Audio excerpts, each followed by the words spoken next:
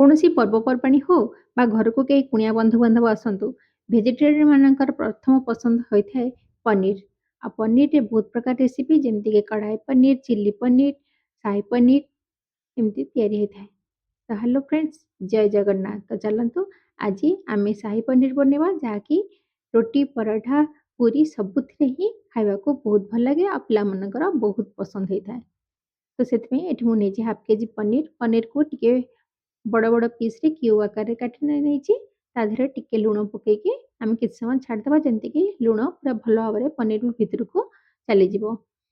ଏବେ ମସଲା ତିଆରି କରିବା। ମସଲାରେ ଏଠି ମୁଁ ନେଇଛି 3ଟା ଟମାଟୋ, ଛୋଟ ଛୋଟ 4ଟା ପିଆଜ, ଖଣ୍ଡେ ବଡ଼ ଅଦା, 8-10 କଲା ରସୁଣ, 8-10ଟା କାଜୁ ଆଉ 2 ଚାମଚ ଚାରିମଗଜକୁ ଟିକେ ଉଷୁମ ପାଣିରେ କିଛି ସମୟ ଭିଜେଇ ଦେବା। ଭିଜିଗଲା ପରେ ତାକୁ ଆମେ ପେଷ୍ଟ ବାଟିକି ରଖିନେବା।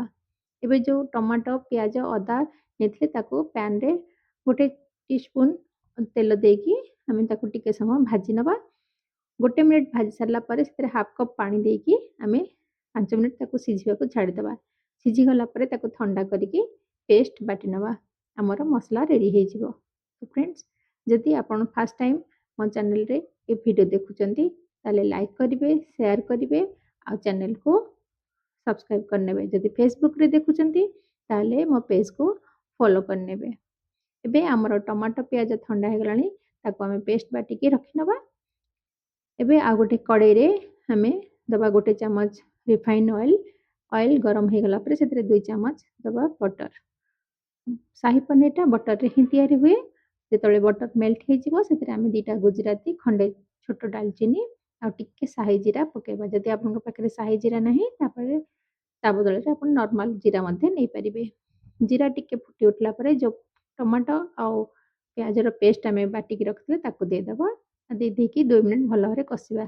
ଅଏଲ୍ ରିଲିଜ୍ ହେଇଗଲେ ସେଥିରେ ଆମେ ପକେଇବା ହାଫ୍ ଟିସ୍ପୁନ୍ ହଳଦୀ ଗୁଣ୍ଡ, 1 ଟିସ୍ପୁନ୍ ରେଡ୍ ଚିଲି ପାଉଡର ଆଉ 2 ଚାମଚ ପକେଇବା ସାହି ପନିର ମସଲା। ଯେକୌଣସି ବ୍ରାଣ୍ଡର ଆପଣ ସାହି ପନିର ନେଇପାରିବେ, ମସଲା ନେଇପାରିବେ। ସାହି ପନିର ମସଲା ପକେଇକି ଭଲ ଭାବରେ ତାକୁ ଆମେ ଗୋଳେଇକି ପାଣି ଶୁଖି ଆସିଲା ପର୍ଯ୍ୟନ୍ତ ଟିକେ କଷିବା। ତାପରେ ସେଥିରେ ଆମେ ଦେବା ଗରମ ପାଣି। ଆପଣ ଚାହେଁ ଭେଜ୍ କରନ୍ତୁ, ନନ୍‌ଭେଜ୍ କରନ୍ତୁ, ଯେତେବେଳେ ବି ଆପଣ କୌଣସି ତରକାରୀ ୟୁଜ୍ କରୁଛନ୍ତି, ସବୁବେଳେ ଗରମ ପାଣି ୟୁଜ୍ କରିବେ। ପାଣି ଦେଇସାରିଲା ପରେ ସେଥିରେ ଆମେ 1 ଚାମଚ ଲୁଣ ପକେଇବା।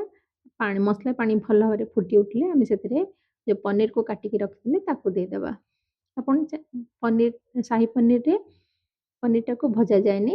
ଆପଣ ଯଦି କଞ୍ଚା ପନିର ଭଲ ପାଆନ୍ତିନି, ତାହେଲେ ପନିରକୁ ହାଲକା ଟିକେ ବଟରରେ ଭାଜିକି ପକେଇ ପାରିବେ। କିନ୍ତୁ ସାହି ପନିରରେ ପନିର ସେମିତି ହିଁ ପକାହୁଏ। ଏବେ 1 ମିନିଟ୍ ମାତ୍ର ଫୁଟିଗଲା ପରେ ପନିର, ସେଥିରେ ଆମେ ଯେଉଁ କାଜୁ ପେଷ୍ଟ ବାଟିକି ରଖିଥିଲେ ତାକୁ ଦେଇଦେବା। ଦେଇକି ମାତ୍ର 2 ମିନିଟ୍ ଫୁଟିଗଲା ପରେ ଗ୍ୟାସ୍‌ର ଫ୍ଲେମ୍‌କୁ ଏକଦମ ଲୋ କରିଦେବା। ଲୋ କରିସାରିଲା ପରେ ସେଥିରେ ଆମେ ଦେବା ଫ୍ରେଶ୍ କ୍ରିମ୍। ଯଦି ଆପଣଙ୍କ ପାଖରେ ଫ୍ରେଶ୍ କ୍ରିମ୍ ନାହିଁ, ତାହେଲେ କ୍ଷୀର ଯଦି ଆସୁଛି ଆପଣଙ୍କର, ତାହେଲେ କ୍ଷୀରର ସରକୁ ବାହାର କରି ଆଣିବେ। ସେଥିରେ ଟିକେ ଚିନି ପକେଇ ଭଲ ଭାବରେ ଗୋଳେଇ ଦେବେ। ଗୋଳେଇ ଦେଇକି ସେଇ ସରଟାକୁ ଉପରେ ଦେଇଦେଲେ ଆମର କ୍ରିମ୍‌ର କାମ ଦେବ। ତାପରେ ସେଥିରେ 1 ଚାମଚ କସୁରୀ ମେଥି ଆଉ ଧନିଆ ପତ୍ର ସଜେଇ ଦେଲେ ଆମର ସାହି ପନିର 5 ମିନିଟ୍‌ରେ ରେଡ଼ି ହେଇଗଲା।